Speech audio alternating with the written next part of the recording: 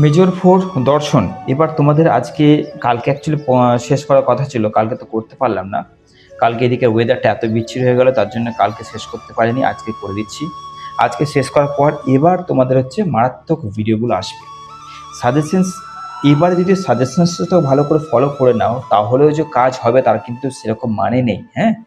কারণ পড়ছে অনেকদিন ভুলে যাচ্ছে, কারো কাছে 2 মার্কসের সাজেশনস নেই, 2 মার্কসের সাজেশনস রেডি রয়েছে।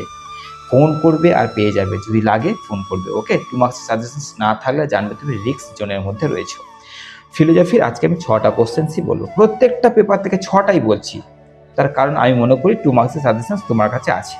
তো 6টা কোশ্চেন্স বলার আগে এটাই বলবো, যা ভিডিওটাকে শেয়ার করে দাও।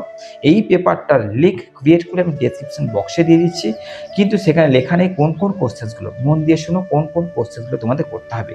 প্রথম করবে একটা কোশ্চেন্স, একের দাগে একটা, যে রাসেলের পরিচিতিমূলক জ্ঞান এবং বর্ণনামূলক জ্ঞানের তুলনা, অর্থাৎ দুটো আলাদাভাবে দিলেও এমনভাবে উত্তরটা তৈরি করবে যে তুমি করে আসতে পারো। আচ্ছা, নেক্সট করবে 2-এর দাগের প্রশ্নটা, ওটা অনেকভাবে অর দিয়ে আসতে পারে, অনেকভাবে অর দিয়েছে। আমি একটাই উত্তর আমার ছাত্রছাত্রীদের তৈরি করে দিয়েছি, যেখানে একটা উত্তরে তাহলে মিনিমাম 4-5 রকমের প্রশ্নের উত্তর দিয়ে আসতে পারবে। জানি না এরকম উত্তর তোমাদের কাছে আসে না।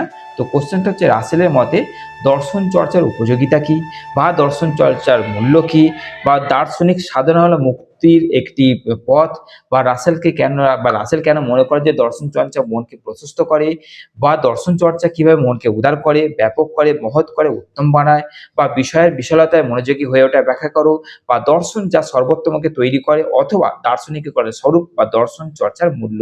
এতগুলো মিলিয়ে একটা কোশ্চেন, একটা উত্তরে এতগুলো প্রশ্ন কভার করা যাবে, এরকম একটা উত্তর কিন্তু মনে হয় তোমার কাছে নেই। যদি লাগে আমায় ফোন করবে।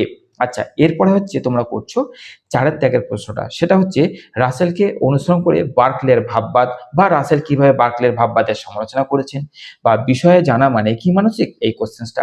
এরপরে করছো তোমরা 5-এর দাগেরটা, পার্থক্য। অনেকগুলো আছে, দুটো করতে হবে, ইন্দ্রিয় উপাত্ত ও ইন্দ্রিয় সংবেদন, আর একটা হচ্ছে পরিচিতমূলক ও বর্ণনামূলক জ্ঞান। ওকে, হয়ে গেল। এরপরে হচ্ছে 8-এর দাগেরটা, যে ডেকার্তের প্রণালীবদ্ধ সংশয় পদ্ধতি রাসেলকে অনুসরণ করে ব্যাখ্যা করো।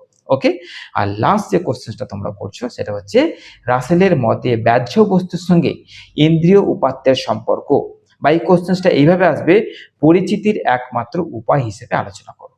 তো এই হচ্ছে তোমাদের মেজর ফোর দর্শন থেকে মোস্ট ইম্পর্টেন্ট 6টা প্রশ্ন।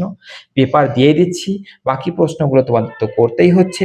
আর 2 মার্ক সাজেশন যদি লাগে তো নিয়ে নাও, আর এমন উত্তর যদি লাগে যে একটা উত্তরই 3-4টে কোশ্চেন কভার করা যাবে, তাহলে আমি আছি, ফোন করো। ভালো থেকো, সুস্থ থেকো।